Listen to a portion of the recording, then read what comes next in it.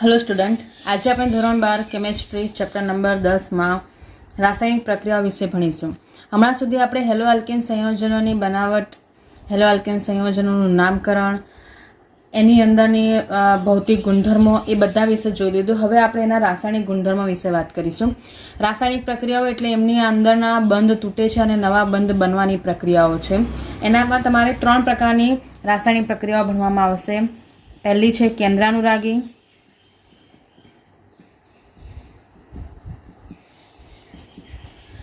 બીજી પ્રક્રિયા આવી જશે એ છે વિલોપન પ્રક્રિયાઓ અને ત્રીજી પ્રક્રિયા આવી જશે ધાતુ સાથેની પ્રક્રિયાઓ। આપણે હમણાં શરૂઆત કરીશું એ છે કેન્દ્રાનુરાગી પ્રક્રિયાઓ। કેન્દ્રાનુરાગી પ્રક્રિયક માટે સૌથી પહેલા આપણને ખબર હોવી જોઈએ કે આ પ્રક્રિયા જે છે એ કેન્દ્રાનુરાગી પ્રક્રિયકો દ્વારા થાય છે। કેન્દ્રાનુરાગી પ્રક્રિયકો એવા છે કે જેની પાસે ઇલેક્ટ્રોન્સ વધુ હોય છે।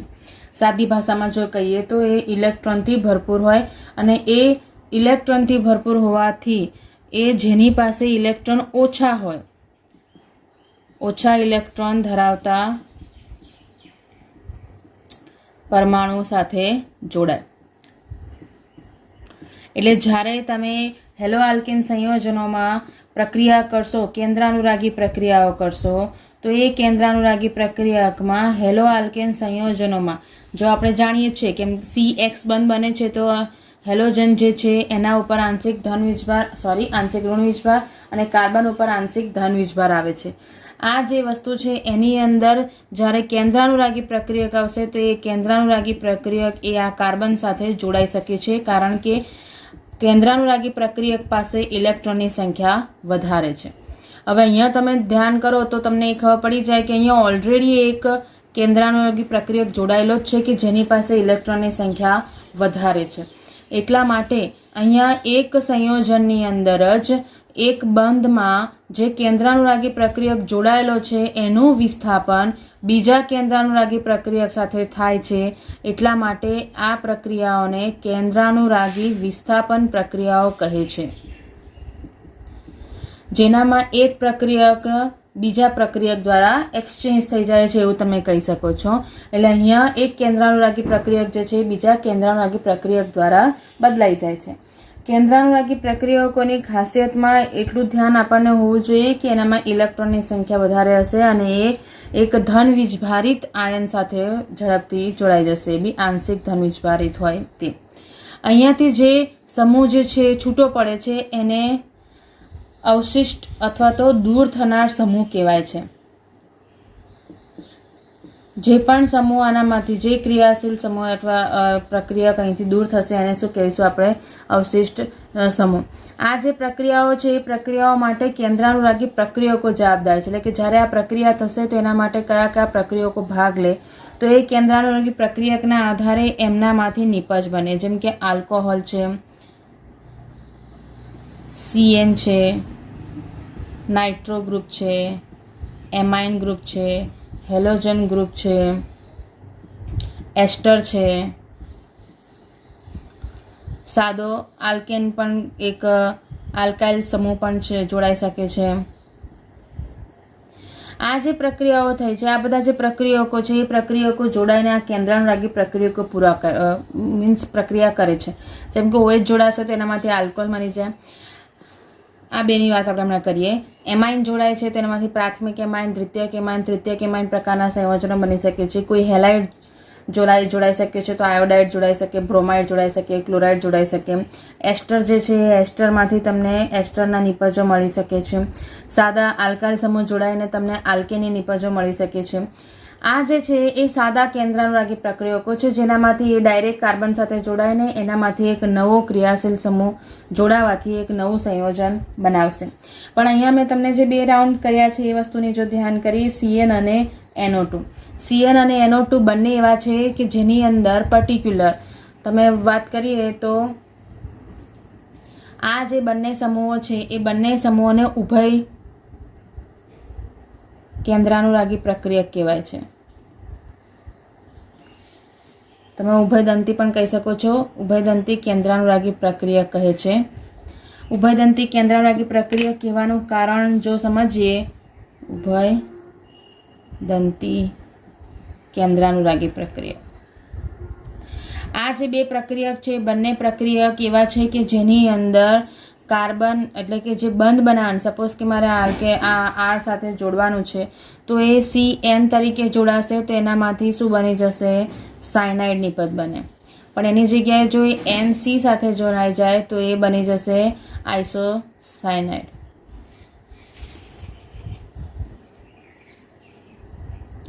એટલા માટે અહીંયા તમે જોઈ શકો છો કે એક જ ક્રિયાશીલ સમૂહ છે પણ એ બે રીતે અલગ અલગ રીતે જોડાઈ શકે છે.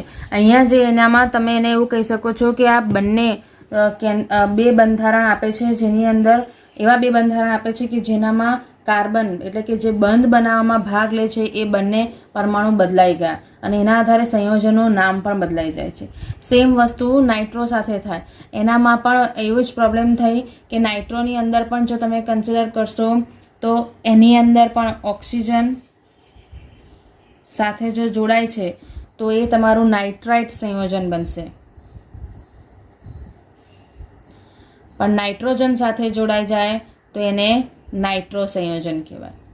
આમ અહીંયા જેની સાથે જોડાય છે એના આધારે એનું નામ બદલાયું એટલા માટે એને ઉભયદંતી કેન્દ્રાનુરાગી પ્રક્રિયક કહેવાય છે. આની અંદર ઘણા એવા ઉદાહરણ છે. તમને એનામાં એક કોયડો પણ આપી દીધો છે કે જેનામાં તમને એવું કીધું છે કે જો KCN સાથે પ્રક્રિયા કરશે તો આલ્કાઇલ સાયનાઇડ બનાવે છે, પણ AgCl સાથે પ્રક્રિયા કરે છે તો એ આઇસોસાયનાઇડ બનાવે છે. આ જે ઉદાહરણ આપ્યું છે એના આધારે પણ તમે સમજી શકો છો કે અહીંયા કાર્બન સાથે જોડાયા છે તો એનામાં બંધના કારણે નવો જે સંયોજન બનશે એને સાયનાઇડ કહીશું અને એને નાઇટ્રોજન સાથે જોડાશે તો એને આઇસોસાયનાઇડ કહીશું. આ જે છે એનામાં KCN જો કોળાની વાત કરીએ તો એ કોળામાં તમને એવું આપી દીધું કે KCN જે છે એ આયનીય સંયોજન છે અને આયનીય સંયોજન છે એટલે જ્યારે એનું અંદર એને દ્રાવણ બનાવશો તો સાયનાઇડ ક્રિયાશીલ સમૂહ છૂટો પડી જાય એટલે કે CN- અને CN- છૂટો પડે છે તો એના કારણે તમે એમ કહી શકો છો કે એનામાં જે CC બંધ હતો એ જે બંધ છે CN બંધ કરતાં વધુ સ્થાયી બને છે. એટલા માટે જ્યારે એ જોડાશે ત્યારે એનામાંથી આલ્કાઇલ સાયનાઇડ એટલે કે કાર્બન સાથે બંધ બનાવીને સંયોજન બનશે, જ્યારે આ વસ્તુ AgCN માં થતી નથી. હવે અહીંયા આપણે ઉભયદંતી કેન્દ્રાનુરાગી પ્રક્રિયકનું તો સમજી લીધું. કેન્દ્રાનુરાગી પ્રક્રિયક જોડાય છે એ પણ ખબર પડી ગઈ. પણ આ કેન્દ્રાનુરાગી પ્રક્રિયકો જોડાશે કઈ રીતે એના માટેની વાત કરીએ તો એના માટેની બે પદ્ધતિ છે. એક છે SN1 પ્રક્રિયા અને બીજી છે SN2 પ્રક્રિયા. આ જે પ્રક્રિયા છે એ પ્રક્રિયાને જો સમજીએ તો આપણે સૌથી પહેલા વાત કરી લઈએ SN2 પ્રક્રિયકની.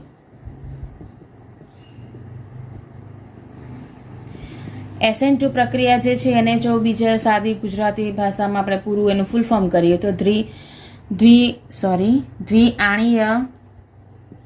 દ્વિઆણવીય કેન્દ્રાનુરાગી વિસ્થાપન પ્રક્રિયાઓ.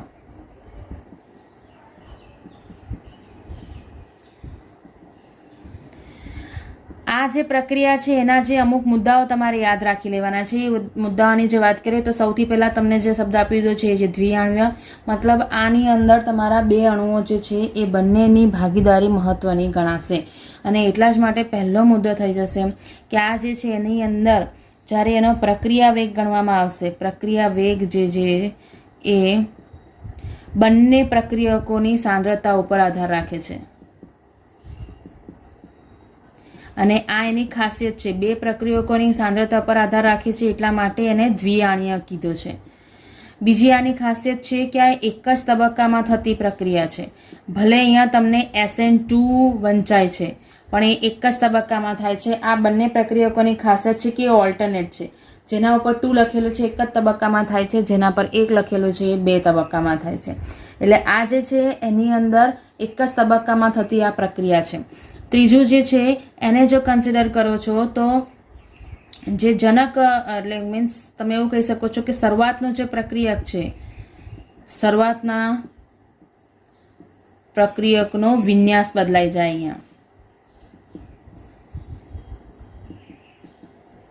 આ મુદ્દાઓ હવે આપણે એને જો ડિટેલમાં સમજીએ કે આને કેવી રીતે તમે એક્સપ્લેન કરી શકો છો. તો સૌથી પહેલાં તો આપણે ઉદાહરણ લઈ લઈએ કે આ પ્રક્રિયા આપણે કોની વચ્ચે કરવી છે. તો એ ઉદાહરણમાં હું લઈ લઉં છું કે અહીંયા મારી પાસે ક્લોરોઇથેન છે. ક્લોરોમિથેનની પ્રક્રિયા હું હાઇડ્રોક્સિલ આયન સાથે કરું છું તો એનામાંથી મને મિથેનોલ મળશે અને ક્લોરાઇડ આયન છૂટો પડી જશે. હવે આ પ્રક્રિયા થાય છે કેવી રીતે એ જો સમજીએ આપણે, તો અહીંયા જે ક્લોરોમિથેન છે એને હું આ રીતે લખું છું.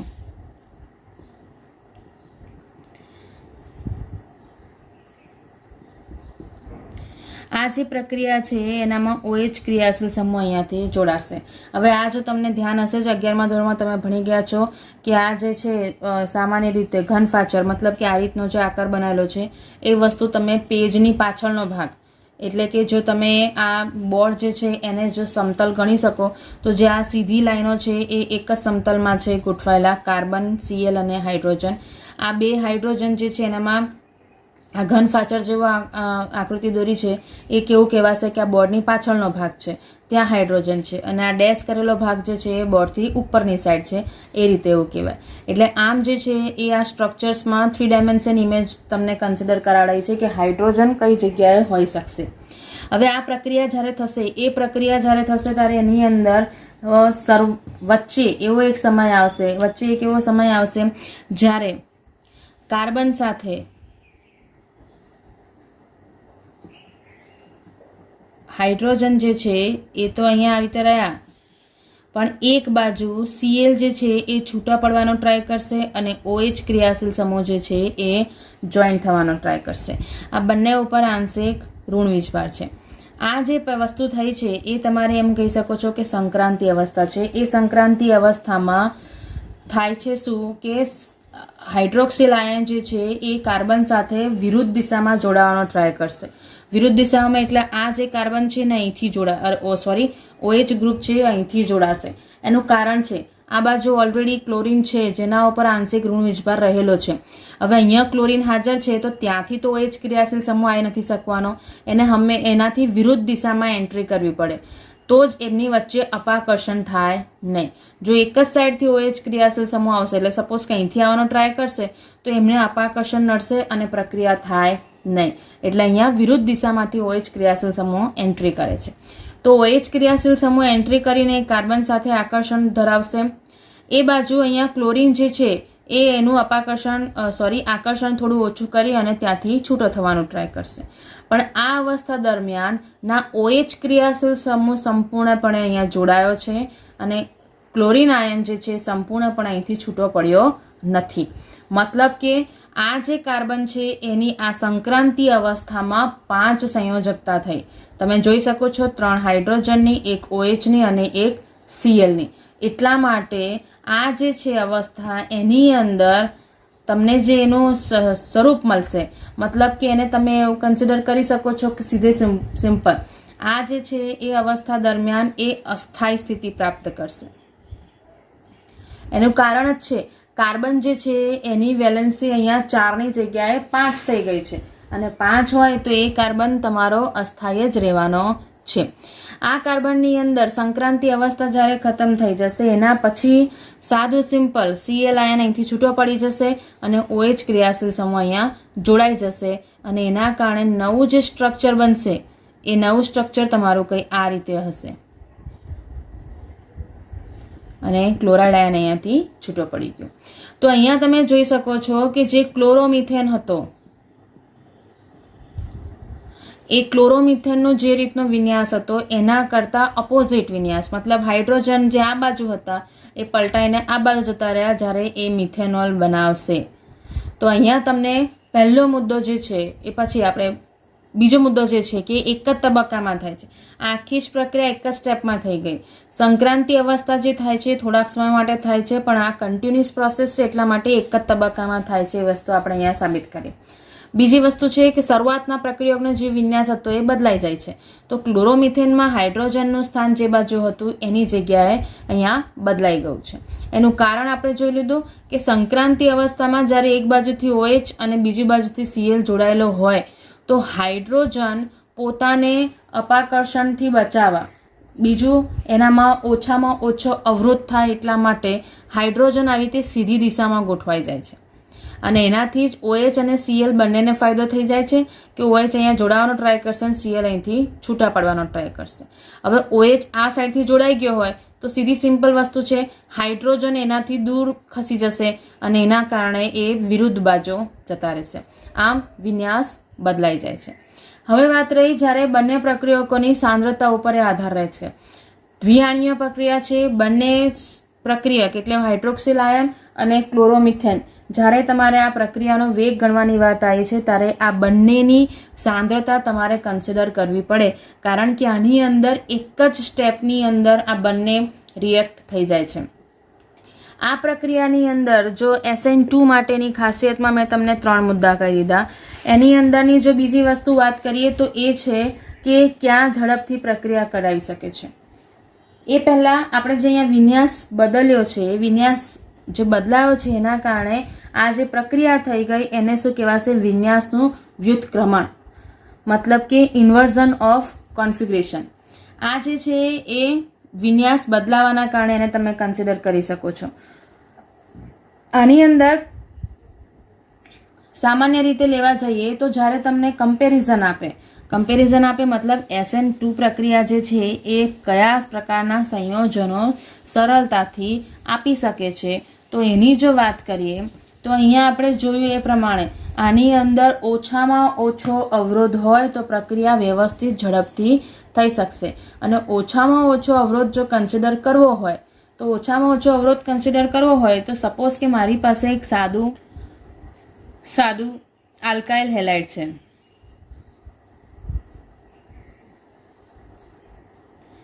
સાદો આલ્કાઇલ હેલાઇડ જો કન્સિડર કરીએ તો સાદો સિમ્પલ સપોઝ કે હું લઉં છું કે મારી પાસે CH3Cl છે.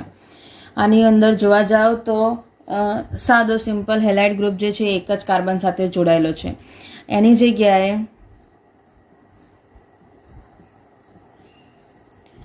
એવું લઈએ કે આ 1 ડિગ્રી કાર્બન લઈએ કે જેની અંદર હેલોજન જે છે એ જે કાર્બન સાથે જોડાયો છે બીજા એક કાર્બન સાથે જોડાયેલો છે. એના પછી લઈએ 2 ડિગ્રી લઈએ કાર્બન બીજા 2 કાર્બન સાથે જોડાયેલો છે અને પછી લઈએ 3 ડિગ્રી કાર્બન લઈએ. બરાબર છે. હવે આ જે પરિસ્થિતિ થઈ છે આ પરિસ્થિતિની અંદર જ્યારે SN2 પ્રક્રિયકની વાત કરો છો તો એ કયામાં સૌથી ઝડપી પ્રક્રિયા આપશે એની વાત જો સમજવી હોય તો તમારે અહીંયા એ વસ્તુ સમજવી પડે કે ઇલેક્ટ્રોન અનુરાગી પ્રક્રિયક જ્યાંથી એન્ટર થાય છે એ જગ્યાએથી એને અવરોધ કેટલો નડે છે. જો અવરોધનું પ્રમાણ વધી જશે તો એનો જે એન્ટ્રી થવાની એટલે કે સરળ જે સ્થિતિમાં થવી જોઈએ પ્રક્રિયા એ સરળ સ્થિતિમાં થાય નહીં અને એનો પ્રક્રિયા વેગ ઘટી જશે.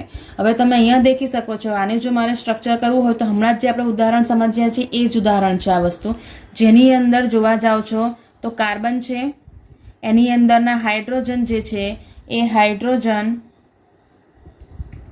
તમને આ રીતે મળશે. આ Cl છે.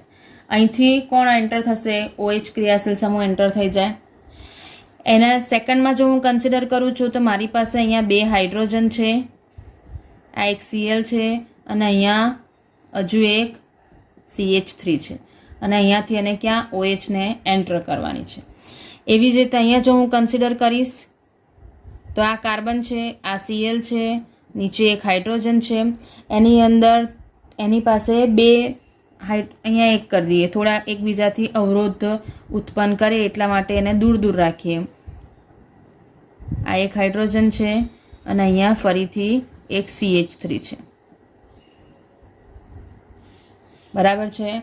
એવી જ રીતે અહીંયા જો છેલ્લાને કન્સિડર કરો તો અહીંયા તમારી પાસે 3 જગ્યાએ CH3 છે.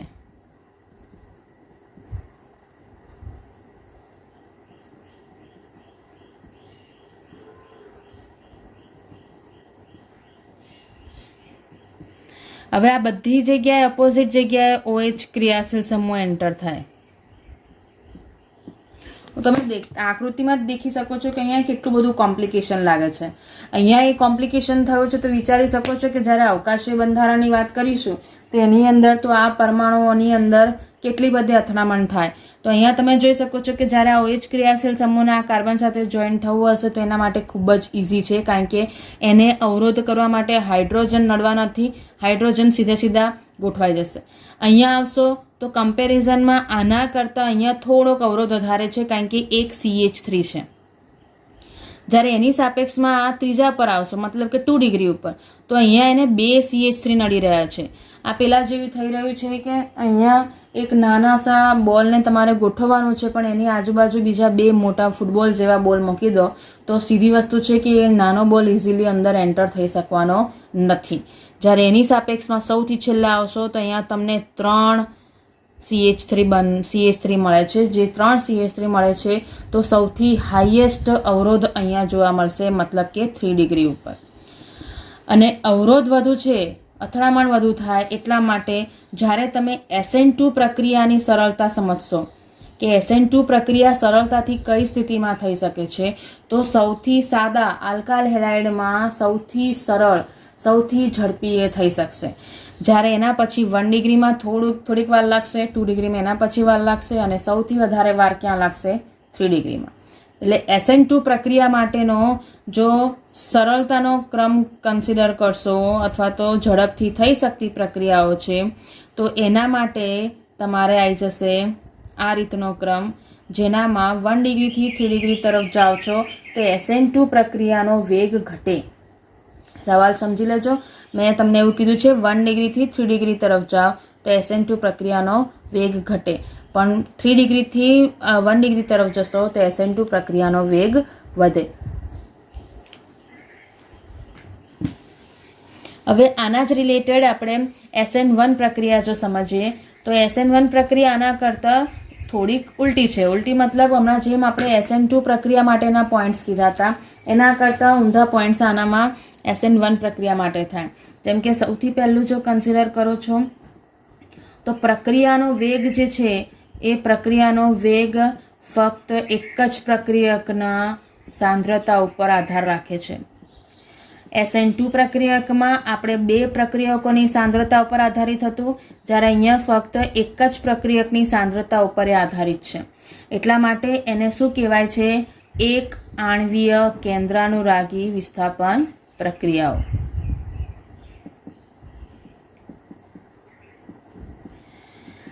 આ SN2 પ્રક્રિયા કરતાં ઉલટ છે. એટલા માટે એનો સેકન્ડ મુદ્દો બી બદલાઈ જશે. પેલી એક જ તબક્કામાં થતી હતી એની જગ્યાએ આ 2 તબક્કામાં થતી પ્રક્રિયાઓ છે. આની અંદર તમારા 2 તબક્કા યુઝ થશે, એટલે કે પહેલા એક સ્ટેપમાં પ્રક્રિયા થશે અને પછી બીજા સ્ટેપમાં પ્રક્રિયા થશે. એના પછી ત્રીજું આપણે જે કીધું હતું કે જેની અંદર તમે સાદું સિમ્પલ આપણે કીધું હતું કે વિન્યાસ બદલાઈ જાય, જે આપણે ફર્સ્ટ SN2 પ્રક્રિયામાં કીધું હતું એ વાળું વસ્તુ અહીંયા થાય નહીં. એટલે અહીંયા વિન્યાસ બદલાતો નથી.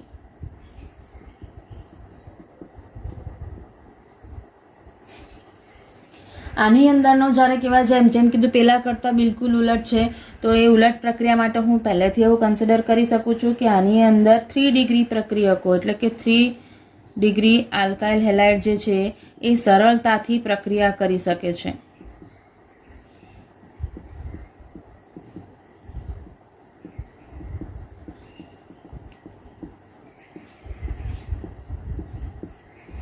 એટલે એનો જો ક્રમ કન્સિડર કરશો તો એ SN2 પ્રક્રિયા કરતાં બિલકુલ ઉલટ છે. એટલે સરળતાથી પ્રક્રિયા કરવા માટે 3 ડિગ્રી, 2 ડિગ્રી, 1 ડિગ્રી અને છેલ્લે આલ્કાઇલ હેલાઇડ.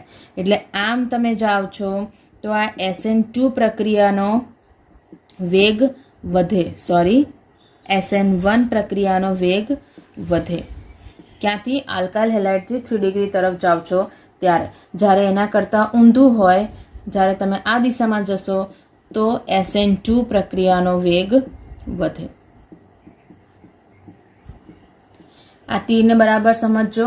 3 ડિગ્રીથી 1 ડિગ્રી તરફ જાઓ છો તો SN1 પ્રક્રિયાનો વેગ વધે છે, પણ જો 1 ડિગ્રીથી 3 ડિગ્રી તરફ જાઓ છો તો SN2 પ્રક્રિયાનો વેગ વધે છે. એટલે તમને આના રિલેટેડ MCQs પૂછાય છે, તમને અંદર સ્વાધ્યાયમાં પણ આપ્યા છે, કોડામાં પણ આપ્યા છે, કે જેની અંદર તમે એ વસ્તુ પૂછી છે કે કયા પ્રકારના સંયોજનોના ક્રમમાં એનો ક્રમ ગોઠવવાનો અને પછી તમારે બતાવવાનું છે કે SN1 પ્રક્રિયાનો વેગ ક્યાં વધે અને SN2 પ્રક્રિયાનો વેગ ક્યાં વધે, તો એ વાળી વસ્તુ તમારે બતાવવી પડે. હવે આપણે સમજીએ કે આ તો એના પોઈન્ટ્સ આવી ગયા. હવે જો એની પ્રક્રિયાઓ જો સમજીએ તો એ પ્રક્રિયાની અંદર આપણે જેમ કીધું એમ કે એની અંદર 2 તબક્કાઓ જોવા મળે છે. અને 2 તબક્કાઓમાં આપણે જે તૃતીયક બ્યુટાઇલ બ્રોમાઇડ એની જો પ્રક્રિયા લઈએ હાઇડ્રોક્સિલ આયન સાથે, અને એના આધારે આ SN1 પ્રક્રિયા અહીંયા સમજીએ. આ જે SN1 પ્રક્રિયાની એક બીજી પણ વસ્તુ છે, અને સામાન્ય રીતે ધ્રુવીય પ્રોટીક દ્રાવકો એટલે કે પાણી, આલ્કોહોલ અને એસિટિક એસિડ જેવા દ્રાવકો માટે આ પ્રક્રિયા ઇઝીલી થઈ જાય છે, અથવા તો તમે એવું કહી શકો છો કે આ પ્રકારના સંયોજનોમાં આ SN1 પ્રક્રિયા થાય છે એવું કહેવાય. તૃતીયક બ્યુટાઇલ બ્રોમાઇડ સાદું સ્ટ્રક્ચર તમારી જો બુકના આધારે લેવા જઈએ તો તમને આ રીતે આપી દીધું છે. અહીંયા CBr અને એનામાંથી શું બની જશે? તૃતીયક બ્યુટાઇલ બ્રોમાઇડનું કન્વર્ઝન થઈ જશે તમારી પાસે આલ્કોહોલમાં, જેને તમે આમાં જો કન્સિડર કરો, આને જો હું સ્ટ્રક્ચર બદલી કાઢું, સાદું સિમ્પલ લખું તો અહીંયા 3 ડિગ્રી સ્ટ્રક્ચર છે, એટલે જે કાર્બન સાથે હેલોજન જોડાયો છે એ તમારા બાકી 3 કાર્બન સાથે જોડાય. તો જ્યારે આનું તમે નામકરણ કરશો તો શું થઈ જશે? 2 બ્રોમો 2 મિથાઇલ પ્રોપેન. એની હાઇડ્રોક્સિલ આયન સાથેની પ્રક્રિયાથી નિપજ તરીકે શું મળી જશે? તો એનામાં હાઇડ્રોક્સિલ ગ્રુપ જોડાઈ જશે, અને એની જે નિપજ તમને મળી જશે એ મળશે 2 મિથાઇલ પ્રોપેન 2 ઓલ. હવે IUPAC નામની તમે પ્રેક્ટિસ કરી હશે તો તમને આઈડિયા આવી ગઈ હશે કે આપણે આ નામકરણ કેવી રીતે કર્યું છે. હવે આમાં સ્ટેપ જે તબક્કો 1 થાય છે, તબક્કા 1ની અંદરની જે પ્રોસેસ છે એ પ્રોસેસમાં શું થઈ જશે કે જે તમારો તૃતીયક બ્રોમાઇડ છે એટલે કે 3 ડિગ્રી બ્રોમાઇડ જે છે એનામાંથી આ બ્રોમિન અણુ જે છે એ બ્રોમિન અહીંથી છૂટો પડી જશે, અને બ્રોમિન છૂટો પડી જાય તો તમારી પાસે આવી રીતનું એક કાર્બોકેટાઇન બની જશે અને બ્રોમાઇડ આયન અહીંથી છૂટો પડી જાય. આ તબક્કા નંબર 1 છે, જેની અંદર બ્રોમિન જે છે એ છૂટો પડી જાય છે, અને એના કારણે અહીંયા તમને એક કાર્બોકેટાઇન મળી જાય છે, એ પણ તૃતીયક કાર્બોકેટાઇન મળે છે, જેનામાં કાર્બન સાથે 3 CH3 ગ્રુપ જોડાયેલા છે. તમે આ રીતે પણ લખી શકો છો, અને ચોપડીમાં પણ જે રીતે આપી છે એ રીતે પણ લખી શકો છો. તમને જે રીતે ફાવે એ રીતે તમે આ સમીકરણોને નિર્દેશ કરી શકો છો. હવે આ જે કાર્બોકેટાઇન મળી ગયો છે એ કાર્બોકેટાઇનમાં હવે તમે દેખી શકો છો ઇલેક્ટ્રોનની ઉણપ ઉત્પન્ન થઈ છે, અને આપણે શરૂઆતમાં જ કીધું કે કેન્દ્રાનુરાગી પ્રક્રિયક જે છે એ જ્યાં ઇલેક્ટ્રોન ઓછા હોય ત્યાં જોડાઈ જશે. તો આ જે તમારો 3 ડિગ્રી કાર્બોકેટાઇન મળ્યો છે એ 3 ડિગ્રી કાર્બોકેટાઇન સાથે OH ક્રિયાશીલ સમૂહ જોડાશે, અને એનાથી તમારી જે ફાઇનલ નિપજ જે છે એ ફાઇનલ નિપજ અહીંયા મળી જશે. બરાબર છે? 2 મિથાઇલ પ્રોપેન 2 ઓલ. આ જે નિપજ મળી છે એ તબક્કા નંબર 2માં મળે છે. અહીંયા તબક્કો નંબર 1 જે છે એ તમારો ધીમો તબક્કો છે, જ્યારે તબક્કા નંબર 2 જે છે એ તમારો ઝડપી તબક્કો છે. આ જે પ્રક્રિયાઓ થઈ છે એનામાં 2 તબક્કાના વેગમાં ફરક હોવાથી જ્યારે પ્રક્રિયા વેગ નક્કી કરવામાં આવે છે ત્યારે તબક્કા 1ની વાત કરવામાં આવે છે, અને તબક્કા 1ના આધારે એનો પ્રક્રિયા વેગ નક્કી કરવામાં આવે છે. અહીંયા એ તબક્કા નંબર 1 ધીમો પણ છે અને પ્રતિવર્તી પણ છે, જેમાં તમારો C અને Br વચ્ચેનો બંધ તોડવા માટે જેટલી એનર્જી વપરાય છે એટલી એનર્જી તમારી પ્રોટીક દ્રાવકોના પ્રોટોન દ્વારા હેલાઇડ આયનના દ્રાવક યોજન દ્વારા પ્રાપ્ત થઈ શકે છે. આ જે છે ધીમો તબક્કો છે, એટલા માટે પ્રક્રિયા વેગ એના આધારે નક્કી થઈ ગઈ, અને એના જ આધારે તમે અહીંયા જોઈ શકો છો કે 3 ડિગ્રી જે પ્રક્રિયક હતા એની પ્રક્રિયાઓ સરળતાથી થઈ ગઈ કમ્પેરિઝનમાં 1 ડિગ્રી 2 ડિગ્રી કરતાં. આ જે પ્રોસેસ થઈ છે એનામાં જ તમારે SN1 અને SN2નો જે મેં તમને સંબંધ આગળ બતાવ્યો એ તમારે ખાસ ધ્યાન રાખવાનું છે. જ્યારે આ જે પ્રક્રિયાઓ છે આપણે આલ્કાઇલ સમૂહ માટે સમજી લીધી, મીન્સ સાદા આલ્કેનની અંદર, આલ્કાઇલ હેલાઇડની અંદર આ રીતની પ્રક્રિયાઓ થાય છે. તો જ્યારે એરિન સંયોજન લઈએ ત્યારે એરિન સંયોજનોમાં શું થાય એની જો વાત કરીએ તો એરિન સંયોજનોમાં તમને એલાઇલિક અને બેન્ઝાઇલિક હેલાઇડ છે એની જો વાત કરીએ છીએ તો SN1 પ્રક્રિયા પ્રત્યે ઊંચી પ્રતિક્રિયાત્મકતા દર્શાવે છે, મતલબ એ ઇઝીલી પ્રક્રિયા દર્શાવી શકે છે. એની અંદરનો કાર્બોકેટાઇન જે છે એ સ્પંદન સૂત્રો ધરાવે છે, કારણ કે તમે એલાઇલિકની વાત કરો છો. એલાઇલિક એટલે શું થઈ ગયું કે જે હેલોજન જે કાર્બન સાથે જોડાયેલો છે એના બાજુના કાર્બન ઉપર દ્વિબંધ છે. આ તમારું થઈ ગયું એલાઇલિક. જ્યારે આનામાંથી કાર્બોકેટાઇન બનાવો તો એ કાર્બોકેટાઇન કેવી રીતે બનશે? તો સી એના સાથે જોડાયેલા હેલોજન જતો રહ્યો એટલે આના ઉપર આવી જાય, એનું સ્પંદનમાં કન્વર્ઝન થઈ જાય. સ્પંદનમાં કન્વર્ઝન થાય કારણ કે બાજુના જ કાર્બન ઉપર દ્વિબંધ છે, એટલા માટે તમે કન્સિડર કરી શકો છો કે અહીંયા જે છે એ કાર્બોકેટાઇન જે છે એ શિફ્ટ થઈ જશે, અહીંયાથી અહીંયા જતું રહે એટલે આ કાર્બન પર આવી જાય. તો અહીંયા તમને બે પ્રકારના સ્પંદન સૂત્રો મળી શકે છે. આના જ કારણે અહીંયા એનામાં પ્રક્રિયા જે છે એ SN1 પ્રક્રિયા ઇઝીલી થઈ જાય કમ્પેરિઝનમાં SN2 કરતાં. એની સાપેક્ષમાં જ્યારે તમે બેન્ઝીનમાં લો છો, એટલે બેન્ઝાઇલિક લીધું છે, બેન્ઝાઇલિકમાં CH2Br બરાબર છે, આવી રીતનું તમે એનામાં લીધું છે. તો એની અંદર પણ જ્યારે તમે કાર્બોકેટાઇન પ્રોસેસ કરશો તો એ કાર્બોકેટાઇનમાં જે પ્લસ આયન આવ્યો છે એ પ્લસ આયન અંદર રોટેટ થઈ શકે છે, અને અંદર રોટેટ થાય એટલા માટે દ્વિબંધ જે છે એ દ્વિબંધ તમારો શિફ્ટ થયા કરે છે. આ સ્પંદન સૂત્રોની માહિતી તમને હશે જ, આપણે 11th ધોરણમાં પહેલાં ભણી ગયા છે. આ જે વસ્તુ થઈ ગઈ છે એના આધારે તમે અહીંયા કહી શકો છો કે એમની પ્રતિક્રિયાત્મકતા વધારે છે, મતલબ ઝડપી પ્રક્રિયાએ દર્શાવી શકે છે. એક જગ્યાએથી કાર્બોકેટાઇન જે છે એ શિફ્ટ થયા કરે અને એના આધારે તમને આવી રીતના અલગ અલગ સ્પંદન સૂત્ર મળી રહે છે. આ જે પ્રોસેસ થઈ છે એ પ્રોસેસની અંદર તમને આવી રીતના સ્પંદન સૂત્રોની હાજરીના કારણે એમની સ્થાયીતા વધી જાય છે, અને એટલા જ માટે તમે સાદી સિમ્પલ પ્રક્રિયાઓ અહીંયા દર્શાવી શકો છો અને SN1 પ્રક્રિયા કરી શકો છો. અહીંયા જે હેલાઇડ સમૂહ આપણે વાપર્યો છે બંને ક્રિયાવિધિ SN1 અને SN2માં, એની અંદર જે આલ્કાઇલ સમૂહ માટે હેલાઇડની પ્રતિક્રિયાત્મકતા જો સમજવી હોય તો એનામાં આપણો જે પહેલાંનો જે ક્રમ હતો એ જ ક્રમ અહીંયા તમારો કન્સિડર થાય, કે જેનામાં આયોડિન જે છે એ આયોડિનની પ્રતિક્રિયાત્મકતા વધારે છે, પછી બ્રોમિન આવશે, પછી ક્લોરિન આવશે અને છેલ્લે ફ્લોરિન આવશે.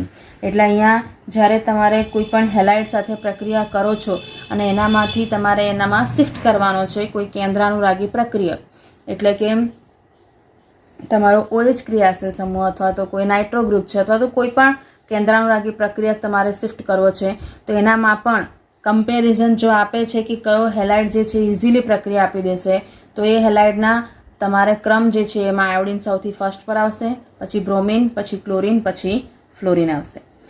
આ જે થયું છે એ તમારી થઈ રાસાયણિક પ્રક્રિયાઓ. રાસાયણિક પ્રક્રિયાઓ જેની અંદર કેન્દ્રાનુરાગી પ્રક્રિયક વિશે આપણે ભણી ગયા. આ કેન્દ્રાનુરાગી પ્રક્રિયકોમાં આપણને એટલી માહિતી મળી ગઈ છે કે એ પ્રક્રિયાઓ કઈ પદ્ધતિઓ દ્વારા થાય છે, SN1 અને SN2 દ્વારા. આના જ રિલેટેડ તમને કોયડાઓ આપ્યા છે, એ કોયડાઓ તમે જોઈ શકો છો. એનામાં તમને સાદું સિમ્પલ કમ્પેરિઝન્સ પૂછ્યા છે કે SN1 અને SN2 પ્રક્રિયાઓ કોનામાં ઝડપથી થાય અને કોનામાં ના થાય. તો તમારે હમણાં સુધીના જે આપણે 1 ડિગ્રી 2 ડિગ્રી અને 3 ડિગ્રીનો કોન્સેપ્ટ સમજ્યા છે એના આધારે તમારે એનું ધ્યાન રાખવાનું. SN1 અને SN2 પ્રક્રિયાના તફાવતના સવાલ પહેલાં પણ પૂછાયા છે, તો આપણે શરૂઆતમાં જે મુદ્દાઓ લખ્યા હતા એના એ જ તમારા તફાવત તરીકે કન્સિડર થઈ છે.